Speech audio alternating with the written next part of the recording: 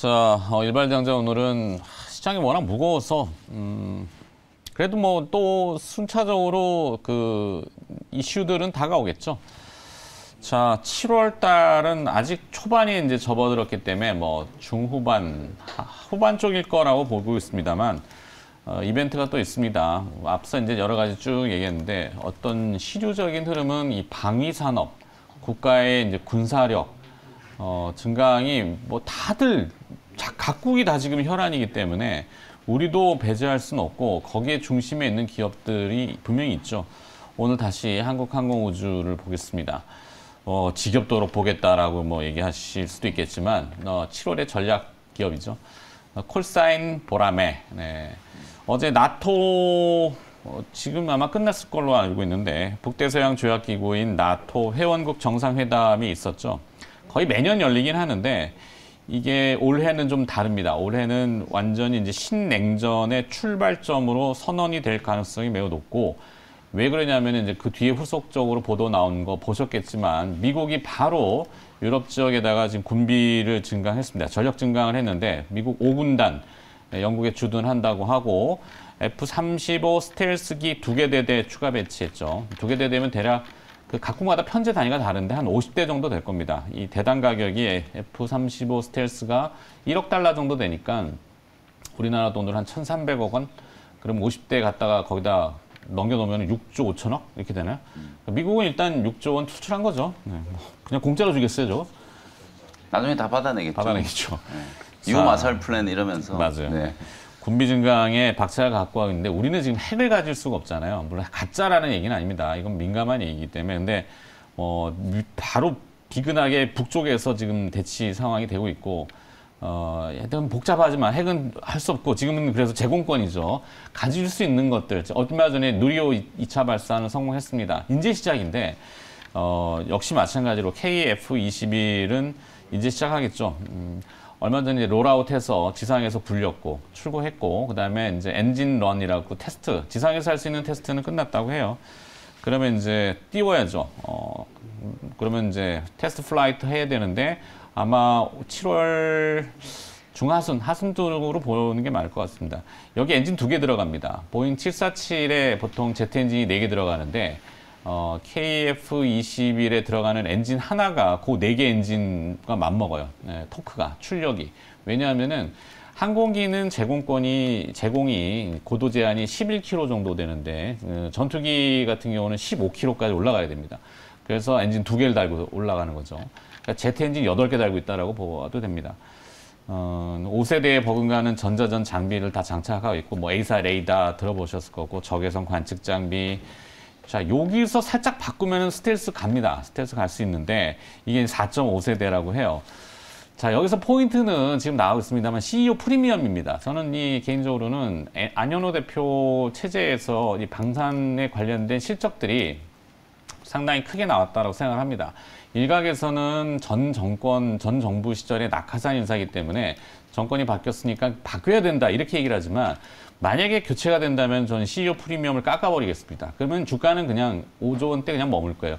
근데 안현호 대표 체제에서 계속 간다 그러면은 지금 그 럭히드 마틴하고 티밍 어그리먼트를 했죠. 이게 상당히 중요한 건데 무기 세계에서는 그 무기 로비스트라고 하는 게 공공연할 정도로 담당자가 교체되면은 그거를 바꿔버려요. 근데 이번에 안현호 대표가 티밍 어그리먼트를 체결했죠.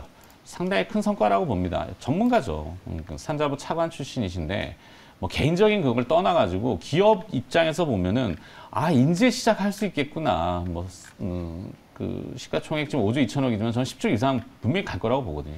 한때 우리 왜 바이오 산업을 두고 무한한 꿈의 산업 그래서 막 몇십 조씩 갔잖아요. 그죠? 그렇죠. 네, 그거보다 리얼리티 실체가 있는데도 이제 5조 원이란 말이에요. 이거는 말이 안 되거든. 국가의 위상력을 드높이기 위해서는 이런 방산의 대표적인 기업들이 커나가야 돼요. 뭐 개인적인 생각에 그게 막 싸우자 이게 얘기가 아니라 이미 그쪽으로 갔어요. 가고 기울고 있는데 우리 혼자 평화를 맺힐 수가 없는 거잖아요. 그러니까 국방력을 키워야 되고 수출도 해야 되고 하는 입장에서는 대표 기업이 나와야 된다. 그게 이제 한국항공우주고 몇 년째 지금 떠들고 있지만 네. 네. 뭐 제가 뭐 이 주가를 뭐 어떻게 한다고 떠드는 저는. 지금 약간 느낌은 에버랜드에 있는 그 아마존 익스프레스가 떠올라요. 그 소울리스죠. 알겠습니다. 뭐 영혼이 없었어요? 네. 계속 지금 반복적으로 아니 근데 좋습니다. 뭐 포인트는 네. 저렇다는 얘기죠. 그래서 기업이 잘 되고 하면은 그러니까 그 기업을 정성적으로 평가할 때 CEO 평가를 분명히 합니다. 우리가 왜 이재용 부회장 얘기도 하고 많은 것들을 얘기하잖아요. CEO라는 분야는 상당히 그 중차대한 막중한 그 책임을 가지고 있다. 하여튼 그렇습니다. 자, 카이는 오늘부터 시작해서 몇 번 얘기할 것 같은데. 네. 그 올해 들어서 좀 시장하고 반대로 꾸준하게 그 추세를 이어가는 몇 안 되는 좀 중대형주 중에 하나죠. 네. 그거는 예, 다 뭐 이의는 없으실 거라고 봅니다. 그리고 이제 초도비에 아니, 뭐 앞두고 주가 올랐다고 얘기하실 수 있죠. 5조는 오른 게 아니에요. 이제 뭐 제가 봤을 때는 자산 가치 정도 수준도 채 안 되는 면을 잡고 갈 카이가 거였어요. 이게 고점이 한 10만 원쯤 될 거예요. 전에 과거에는 그랬죠. 그러다가 이제 하여튼 정권 바뀔 때마다 이게 낙하산 인사로 와서 막 그 사실은 그랬어요. 솔직히 현실적으로 그런데 제가 이제 한국전력도 얘기를 드릴 때도 그렇고 국가의 개입이 자꾸 들어가면 기업이 망가집니다. 이건 자본시장에서는 논리가 맞지 않아요. 그래서 자본시장 논리로 맞게끔 가자 이 얘기를 추천해 드리는 거고 무슨 뭐 누굴 좋아하고 싫어하고 이런 개념이 아니라는 거 꼭 밝혀드리고 싶어요. 네. 그리고 그렇죠. 네. 그리고 이제 아까 언급드렸듯이 이제 세일즈를 열심히 하고 계시죠, 대통령께서. 네. 그리고 아마 이 종목을 고르신 이유 중에 이제 탑건을 보시고 사실 좀 부럽잖아요. 네, 네, 그렇죠. 탑건 뭐 우리 정영민 사장도 할 얘기 많으시겠지만 네. 영화를 꼭 보자는 아니지만 보고 나면은 와 진짜 부러워요. 이것이 미국이다를 딱 보여주잖아요. 전투기로. 그렇죠. 네. 천조국이니까요. 우리는 없는 것도 아닌데 왜 우리는 왜 안 돼? 우리는 할 수 있는데. 네, 지금 화면에 나오는 거는 옛날 거 아니죠? F4입니다. 월남전에 나오던 게 그러니까요. 나오네요. 옛날 거예요. 네. 근데 이제 지금은 말씀 주셨듯이 이제 4세대, 4.5세대 네, 그리고 5세대로 넘어가. 뭐 5세대가 이제 F-35죠. 영화를 보시면은 이제 3.5세대인 톰캣이 이제 수호이 57과 싸웁니다. 근데 그 톰 형이 이겨요. 네. 이게 지금 나옵니다. 좀 뭐 밀떡의 입장에서 좀 불편하기도 한데 어쨌든 뭐 영화는 그런 걸로 보는 건 아니니까.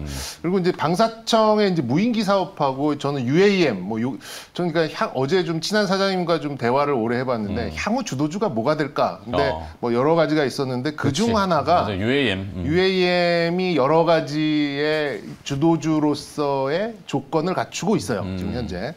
그런데 이제 그게 현실성이 있는 회사가 우리나라에 이제 몇 개 없는데 뭐 그 중에 대표성을 가지고 있는 그런 회사죠. 그렇죠. 그리고 이제 무기 쪽으로만 본다 그러면 이제 무기 산업을 조금 이제 공부해 보시면 알 것 같은데 무기 사업은 이 이제 무기를 또 개발하고 또 또 전력화하는 데 있어서 손익분기를 국가가 보장을 해주는 사업입니다. 예, 이게 가장 특징적인 부분이에요. 이 방산에 있어서는. 근데 여기서 수출이 나온다. 그러면 수출은 하면 하는 대로 다 이익이 되는 겁니다. 그게 이제 방산의 가장 큰 특징으로 보시면 될 것 같아요. 그래서 한국항공우주는 현실적으로 5세대 전투기를 운용하기 어렵거나 그리고 아니면 되게 한정적으로 운영을 해야 되는 이제 제3세계 국가들한테는 굉장히 좋은 그런 대안이 될 수 있는 이제 그런 부분도 있고. 그 F-35를 운영하려면은 사실 그 조종사들도 그렇지만 계속 그 훈련을 해야 된다 그랬잖아요. 네. 근데 이게 35보다 이게 약간 비슷하게 생겼어요. 그래서 비슷하죠. 랩터, 리틀 랩터라는 표현, 랩터, 그런 것도 있는데 운용비가 4분의 1밖에 안 됩니다. 그렇죠. 그게 가장 중요합니다. 그렇죠. 지금 한국의 주력기는 F-15 EX예요. 이제 그거를 이제 운용을 하려면 그 가격에서도 한 3분의 1 정도밖에 안 들어요. 지금 이제 그렇다 보니까 국산을 운용하는 게 중요하고 또 업그레이드 하라 그러면 깡패죠. 그럼 하라면 또 몇 조 원 내야 됩니다. 계속해서 그냥 쑥쑥쑥 빨대 꼽혀가는 수밖에 없는데 아무래도 이제 국산 무기는 이런 거에 대한 좀 장점이 있어요. 근데 미국과 좀 이제 컨소시엄을 맺는 이유는 정말 아쉽지만 국산 미사일이 없어요. 네, 그렇다 보니까 뭐 저번에도 제가 언급 말씀을 드렸는데 미국산 무기 또 나토의 무기랑 호환을 시켜서 가는 이제 그런 분위기다 보니까 그게 이제 이 국산 전투기의 한계이자 또 어떻게 보면 현실적으로 대안이 될 수 있는 장점이죠. 어떤 동유럽에 있는 나토 국가들한테도 수출을 할 수 있는 이제 가장 큰 근간이 되는 부분입니다. 일단 뭐 말씀드린 대로 뭐 전투기는 뭐 한국 항공우주가 이제 뭐 계속 해오고 있고 앞으로도 해갈 그런 부분이고 저는 이제 그 성장 포인트를 역시 이제 무인기 쪽하고 UAM 쪽을 보고 있어요. 그러니까 이번 러시아 우크라이나 전쟁을 보시더라도 뭐 이런 공격용 드론 그다음에 정찰 무인기 이런 거의 활용도가 굉장히 높이 올라갔잖아요. 그래서 이제 그것들을 이제 2030년까지 또 전력화하는 그런 사업이 굉장히 좀 중요한 부분이라고 좀 볼 수가 있겠고 그런 면에서 봤을 때는 현재와 미래가 가장 확실한 어떤 기업 중에 하나가 아닐까. 그래서 이 산업 자체가 좀 한정적이다 보니까 주도주가 되기에는 좀 어렵겠습니다만 한국 항공우주가 뭐 주도주가 될 수 있죠. 왜? 100조, 200조 이렇게 갈 수는 없잖아요. 갈 수 있죠. 왜? 못 간다고 왜 자꾸 단언해요? 그렇다 칩시다. 그런데 역시 이제 좀 가시화될 수 있는 부분이 곧 있으면 런던 에어쇼를 합니다. 드디어 이 코로나 때문에 좀 했는데 세계 3대 에어쇼예요. 여기에서 한국 항공우주와 뭐 이제 한화 여기서 이제 컨소시엄으로 만든 KUAM이 드디어 선을 보입니다. 이것도 그쵸. 상당히 큰 포인트가 좀 될 수 있겠고 그래서 이제 한국 항공우주 뭐 자체로는 뭐 좋은 이제 그런 모멘텀이 또 하나 이제 생긴 부분이고 그러니까 UAM 쪽으로 좀 네네. 확장한 거죠. 그리고 현대차. 이건 제가 어거지로 갖다 팔을 꺾어서 갖다 붙인 건데 그냥 현대차가 하고 싶어서 근데 요 안 좋은 상황에도 현대차가 한 대 맞더니 바로 반격 나왔잖아요. 그렇죠. 어제. 근데 이 런던 에어쇼의 참여 기업 중에 현대차가 있습니다. 예, 현대차도 이 이제 자회사죠. 미국 자회사 슈퍼널이 참여를 하는데 CES에서 공개했던 그런 모형을 실물화를 해서 이번에 공개를 한다라고 하더라고요. 그래서 뭐 그동안 너무 많은 이제 뭐 전투기, 무기 이런 쪽으로는 뭐 너무 많은 말씀을 드렸고 제가 밀떡인 것도 다들 아시니까 네. 뭔가의 좀 다른 떡이 시각으로 아니고. 봤을 때는 UAM의 성장성 그리고 향후에 주도주가 무엇이 될 수 있을까를 생각해 보면 UAM이 굉장히 좀 가능성이 좀 높다. 저는 이게 시장이 예를 들어서 좋아요. 네, 네. 금리가 좀 하락을 다시 하고 뭔가 좀 이렇게 제자리를 찾게 되면은 주도주 중에 하나로 부상할 수 있는 그런 분야가 아닐까 이렇게 보고 있어서 일단 한국항공우주는 그대로 좀 관심주로 가도록 하겠고 오케이. 그리고 에어시오 관련돼서 UAM 관련돼서 현대차도 어거지로 좀 붙여드리고 싶습니다. 알겠습니다. 자, UAM 아이디어 좋아요. UAM이 이제 범용화되면은 우리나라의 부동산 지형도 바뀔 겁니다. 보통 보면 부동산 얘기할 때 역세권 얘기하잖아요. 네. 뭐 UAM이 역세권이 뭐? 이제 경시돈대로 가겠죠. 그렇죠. 네, 공기적으로 경시돈대로. 알겠습니다. 그래서 김현 매니저. 네, 런던 에어쇼까지 지금 얘기하시는 거 보니까 사실 이제 진짜 저도 이제 지금 관련된 종목으로 하나 시스템 요거 이제 UAM 때문에 이제 준비를 해왔는데 그래요. 다른 종목들 뭐 한국항공우주라든지 다 얘기를 자세히 해주셨기 때문에 제가 뭐 부연 설명할 건 없어 보이고요. 하나그룹이 어쨌든 뭐 하나 에어로스페이스부터 해가지고 나름대로 이제 우주항공부터 UAM까지 수직 계열화를 하기 위한 투자를 이제 작년부터 지금 아주 잘하고 있다라고 생각하거든요.